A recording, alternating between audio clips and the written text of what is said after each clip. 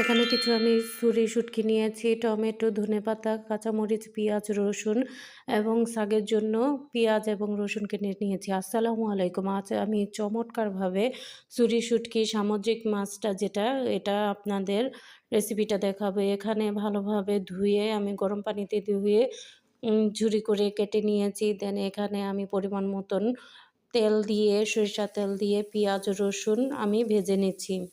এগুলো একটু লবণ দিয়ে ভেজে নিচ্ছি। একটু ভাজা ভাজা হয়ে গেলে আমি শুটকিগুলোকে এর সাথেই দিয়ে দেব। তাহলে পেঁয়াজ এবং তেলের সাথে একসাথেই ভাজা ভাজা হয়ে যাবে।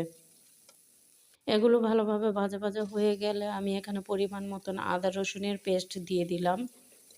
আদা রসুনটা দিয়ে একটু ভালোভাবে নাড়াচাড়া দিয়ে ভাজা ভাজা করবেন, যাতে কাঁচা গন্ধটা না থাকে আদা রসুনের।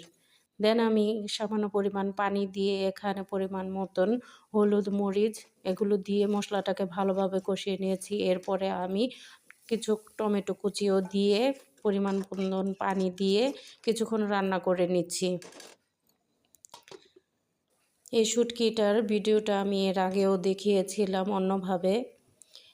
এরপরে আমি কিছু পরিমাণ ধনেপাতা এবং জিরা ফাঁকি আর বানানো শাক বাটা দিয়ে ভালোভাবে শুকিয়ে নাড়াচাড়া দিচ্ছি। উপরে যখন তেলটা ভেসে আসবে তখন বাস হয়ে গেল আমার সামুদ্রিক ছুরি শুটকি রান্না। তো উপরে তেলটা ভেসে এসেছে, আমি নামিয়ে নিয়েছি। মাশাআল্লাহ কতটা চমৎকার হয়েছে দেখুন। সবাই ভালো থাকবেন। আল্লাহ হাফেজ।